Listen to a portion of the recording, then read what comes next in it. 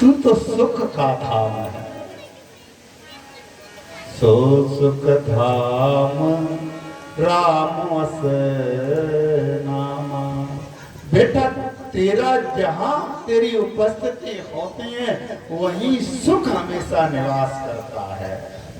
तू तो सुख का दाता है, तेरा कोई दोष नहीं है, ना तू कभी किसी के प्रति अपराध कर सकता है। अब तो राम जी ने जैसे ही देखा कि पिताजी कुछ बोल नहीं रहे हैं, तो पास जाके आज दशरथ जी को अपने बाहों में ले लिया। कहा कि पिताजी इतना दुखित क्यों होते हो? अरे जो आपका आदेश होगा उसको तो मैं पूरा करूंगा। जरा व्यावहारिक दृष्टि से विचार करके जब घर पे बैठो तब देखना कि एक हमारे अयोध्या के त्रेता युग के पिताजी हैं जो भगवान से प्रार्थना कर रहे हैं कि एक बार मेरा बेटा मेरा राम मेरी बात नहीं माने, और आज एक हम लोग हैं जो केवल और केवल मंदिर और भगवान के सानिध्य में जाते ही इसलिए, किस लिए कि मेरा बेटा मेरी बात एक बात मान ले। इतना बदलाव आया है व्यावहारिक दृष्टि से। राम जी को अपनी बाहों में लिए हैं, राम जी से तो कुछ नहीं कह रहे, शंकर भगवान से कहने लगे क्या कि आशुतोष तुम बढ़र दानी, आशुतोष तुम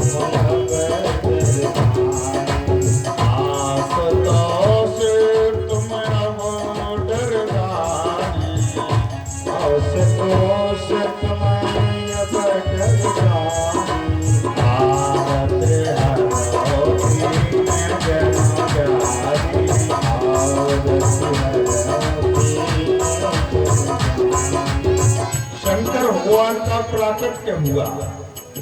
पूछा क्या चाहते हो अब? अरे तुम्हारे आंगन में तो स्वयं मंगल भवन मंगल हाय, मंगल भवन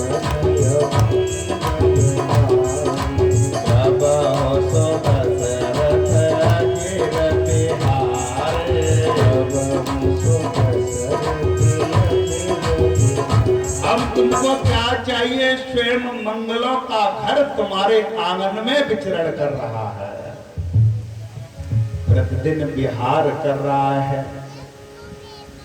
दशरथ जी ने कहा कि उसी के लिए तो मैंने तुमको बुलाया है। तुम प्रेरक सबके हृदय, सोमत राम दे हो, बचन मोर तज रहें घर, परिहरशील शने हो। व्यावहारिक दृष्टि से घर पे बैठ के विचार करना कि कितना परिवर्तन है। राजा दशरथ जी केवल प्रार्थना ये कर रहे हैं कि मेरा राम मेरी बात को छोड़ करके घर रुक जाए, और एक हम और आप हैं जो प्रतिदिन ये कामना करते हैं कि मेरा बेटा एक बात कैसे भी मान ले। ये इसमें केवल बेटे ही या पुत्री दोषी नहीं है, कहीं न कहीं आधुनिकता की ओर बढ़ते हुए हमारे संस्कार भी हैं। शंकर भगवान ने कहा कि इसमें मैं तुम्हारी कुछ मदद नहीं कर सकता, मैं जगत के हृदय को प्रेरक हूँ, जगत के हृदय में तो प्रेरणा कर सकता हूँ, लेकिन जो स्वयं मेरे हृदय में प्रेरणा करते हो, आओ समझ में आ गया? जो स्वयं मेरे हृदय में प्रेरणा करते हो उनके हृदय में भला मैं क्या प्रेरणा करूंगा? अब शंकर भगवान तो अंतर ध्यान हो गए राम जी तुरंत कहने लगे कि हे मैया, अब मैं कौशल्या माँ के पास जाता हूँ और वन जाने की आज्ञा लेके आता हूँ। इधर नगर के लोग बहुत भला बुरा कहने लगे कि माँ से।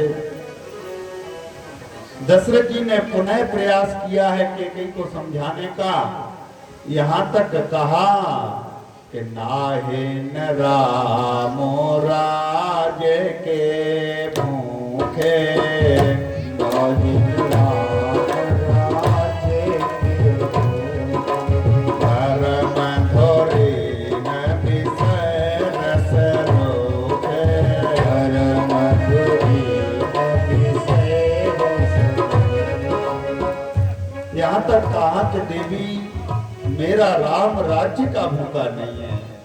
अरे वो तो मेरे अंदर मेरी हृदय की प्रेरणा थी, प्रजा की प्रेरणा थी, इसलिए उसको हम तो जबरदस्ती राजा बना रहे थे। भरत राजा बन जाए कोई समस्या नहीं है, लेकिन इतना मान लो कि राम जी को गुरु के आश्रम पर रहने की अनुमति दे दो। वो कभी अयोध्या के महल में नहीं आएगा देवी। कई माँ ने मन में विचार किया, अरे मैं इसके लिए राम आए या ना इसके लिए नहीं भेज रही, तो मैं तो निश्चर ही मैं करूँ मैं। अरे मेरे बेटे ने एक प्रण ले रखा है और उस प्रण की पूर्ति केवल तब हो सकती है जब मेरा राम वन में चला जाएगा। निश्चर ही न करूँ मैं और भुज उठाए प्रण की।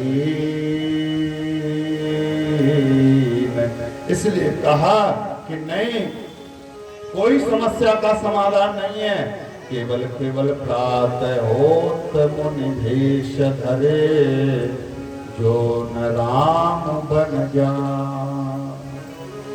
राम जी मैया से कह के कौशल्या मैया के महल में आते हैं। मैया सुंदर सुंदर चौक पूर रही है, गा रही है। इतने में ही राम जी का आगमन हुआ और मैया को आके प्रणाम करते हैं राम जी। मैया कौशल्या ने बड़े हर्षित होके कहा, बेटा राम,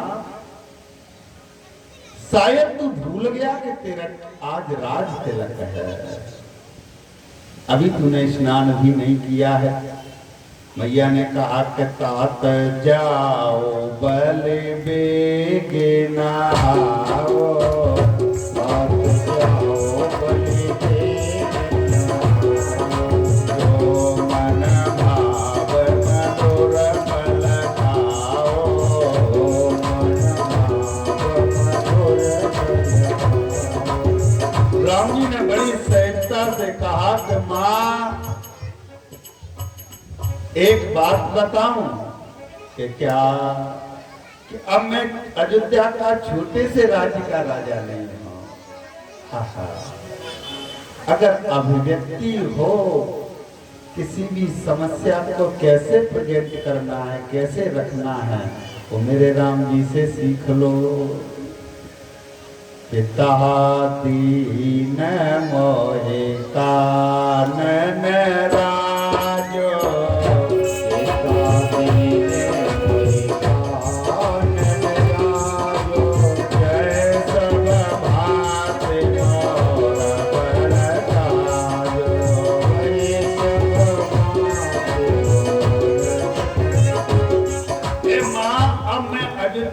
छोटे से राज्य का राजा नहीं हूँ, मुझसे से तो पिताजी अत्यधिक स्नेह करते हैं, इसलिए उन्होंने मुझको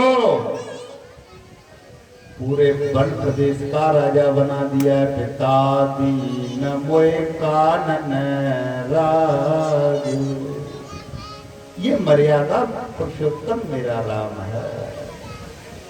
हर समस्या का अगर किसी के सामने कैसे व्यक्त करना है, उसमें भी वो मर्यादा रखते हैं। कहा, मैया ने पूछा कि इसके पीछे का कारण क्या है, तो राम जी ने अपने मुख से कारण नहीं बताया कि केकई माँ ने मुझे वरदान, केकई माँ ने यह वरदान में मांगा है कि तुम वन चले जाओ। तो फिर किसने बताया है? यहाँ लिखा है कि निरखे राम रूप सचिव सुत, कारण कहेउ बुझा। क्या भाव है? राम जी